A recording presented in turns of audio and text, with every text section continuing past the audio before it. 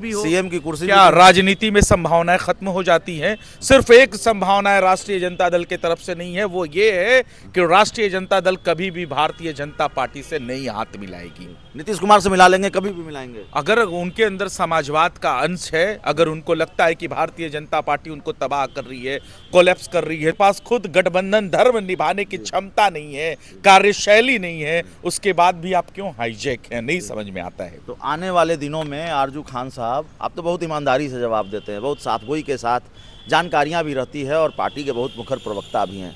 तो आने वाले दिनों में खरमास के पहले से या खरमास के बाद ये मान कर चलें, आरजेडी की तरफ से नीतीश कुमार पर जो हमले हो रहे हैं वो कम हो जाएंगे, आरजेडी सॉफ्ट होगी, जेडीयू की तरफ से जो हमले हो रहे हैं वो कम होंगे, धीरे धीरे भूमिका तैयार होगी साथ आने की।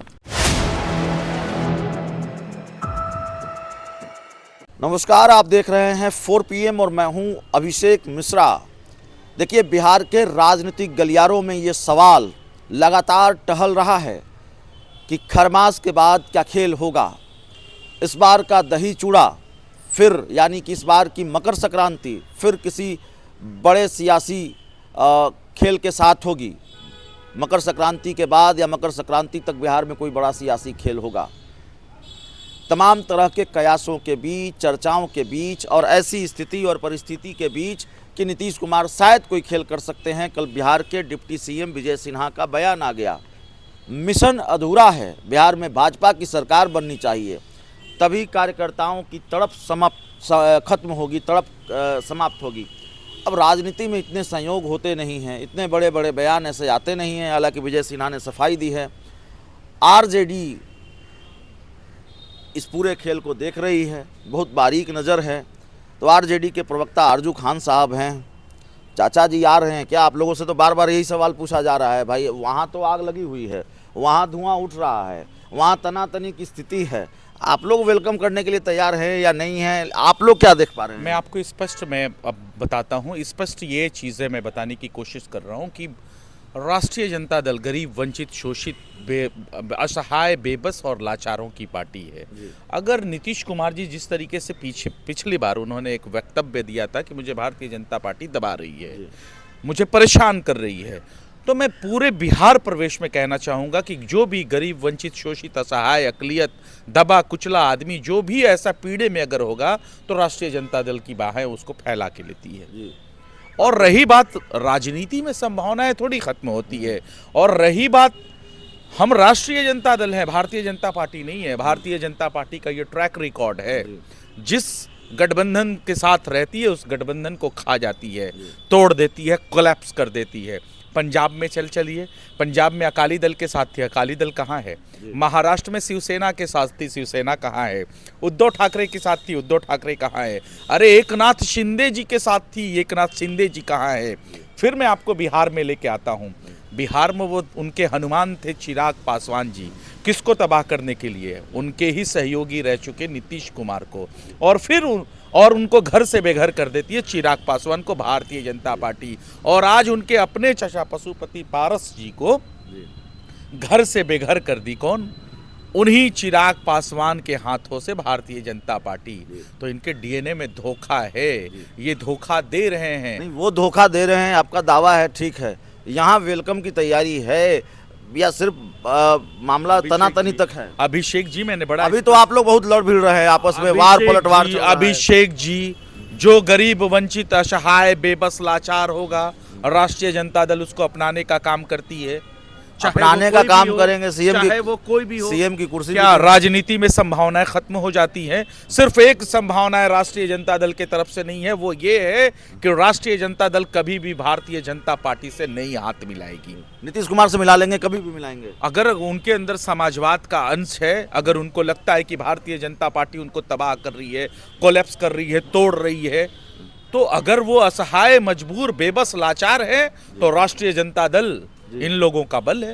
राष्ट्रीय जनता दल बल है और हाथ मिला लेंगे, कोई दिक्कत नहीं है। देखिए, ये आने वाला वक्त बताएगा, अभी से कहना तो बड़ी जल्दबाजी हो जाएगी। सीएम बनाएंगे कि नहीं बनाएंगे? नीतीश कुमार ही बनेंगे ना, सीएम साथ आएंगे तो। ये हमारा शीर्ष नेतृत्व तय करेगा। सबसे बड़ी चीज है, पहले वो भाजपा को जितना जल्द हो सके वो समझ लें। भाजपा के डीएनए में धोखा है, उस धोखे के साथ क्यों बैठे हुए अच्छा हैं, ये ठीक उनको है, डिसाइड करना ठीक है। है, अब आपकी बात हमने समझ ली। आरजेडी का क्या स्टैंड है इस पूरे मामले को लेकर, लेकिन विजय सिन्हा का जो बयान आया कि बिहार में मिशन अधूरा है, भाजपा की सरकार बननी चाहिए, फिर वो सफाई दे रहे हैं। विजय सिन्हा के बयान को आरजेडी कैसे देखती है? आप अमित शाह के भी बयान को देखिए, जी और मुझे क्या लेना है कि आरजेडी कैसे देखती है कैसे नहीं देखती है। सवाल ये बनता है कि जनता दल यूनाइटेड कैसे देखती है अमित शाह के बयान को, और फिर विजय सिन्हा के बयान को। और अश्वनी चौबे के पास भी मैं आपको लेके चलता हूं, अतीत में कुछ महीनों पहले। लगे हाथ संजय पासवान का नाम भी ले लीजिए। संजय पासवान पूर्व केंद्रीय मंत्री, बीजेपी के नेता, उन्होंने कहा नीतीश के बिना भी काम चल जाएगा। अब ये समझना चाहिए जनता दल यूनाइटेड को, जनता दल यूनाइटेड को समझना चाहिए। लेकिन ऐसी क्या मजबूरी है, ऐसी क्या परेशानी है कि आप अनुशासन की बात करते हैं और आप जिस एनडीए अलायंस के साथ हैं उनके पास खुद अनुशासन नहीं है, उनके पास खुद गठबंधन धर्म निभाने की क्षमता नहीं है, कार्यशैली नहीं है, उसके बाद भी आप क्यों हाईजैक हैं, नहीं समझ में आता है। तो आने वाले दिनों में आरजू खान साहब, आप तो बहुत ईमानदारी से जवाब देते हैं, बहुत साफगोई के साथ, जानकारियाँ भी रहती है और पार्टी के बहुत मुखर प्रवक्ता भी हैं। तो आने वाले दिनों में खरमास के पहले से या खरमास के बाद ये मान कर चलें, आरजेडी की तरफ से नीतीश कुमार पर जो हमले हो रहे हैं वो कम हो जाएंगे, आरजेडी सॉफ्ट होगी, जेडीयू की तरफ से जो हमले हो रहे हैं वो कम होंगे, धीरे धीरे भूमिका तैयार होगी साथ आने की। देखिए, ये उन लोगों का आंतरिक मामला है, और आंतरिक मामले में जदयू अपने आप को क्यों असहज महसूस कर रही है ये मुझे नहीं समझ में आता, और पूरे शायद बिहार की जनता को नहीं समझ में आ रहा है। इतने बयान देने के बाद, 4 नामों के बयान के बाद भी वो क्यों इतना असहज है? क्या सच में तेजस्वी यादव कह रहे हैं 4 लोग हैं, 2 दिल्ली में, 2 पटना में, जेडीयू के लोग, और वो बीजेपी के संपर्क में हैं। ये ऑपरेशन लोटस की तरफ इशारा है। ऑपरेशन लोटस क्या नहीं है? क्या है? एकदम है, ऑपरेशन लोटस है। इस तरीके कितने सांसद टूट रहे हैं? सुनियोजित तरीके से ये काम जनता दल यूनाइटेड के साथ किया जा रहा है। कितने सांसद टूट रहे हैं बता दीजिए ना। आने वाला वक्त बताएगा, थोड़ा सा आप इंतजार कर लीजिए अभिषेक जी। हम तो यही कहेंगे, बहुत जल्दबाजी हो जाएगी, बहुत जल्दबाजी होगी। आरसीपी सिंह किसके थे? जी, जनता दल यूनाइटेड के थे। उसको गोद में किसने लिया? भारतीय जनता पार्टी ने, और फिर आज कचरे की तरह निकाल के बाहर कर दिया। अरे लल्लन सिंह के बयान को देखिए, लल्लन सिंह के बयान, जहरीले बोल, क्या वो जनता दल यूनाइटेड के बोल हैं? कहीं ना कहीं भाजपा के हो गए, कहीं न कहीं भारतीय जनता पार्टी के ट्रैक रिकॉर्ड के ऊपर चल रहे हैं, ट्रैक के ऊपर, बने बनाए ट्रैक के ऊपर लल्लन सिंह चल रहे हैं। और ये कौन है?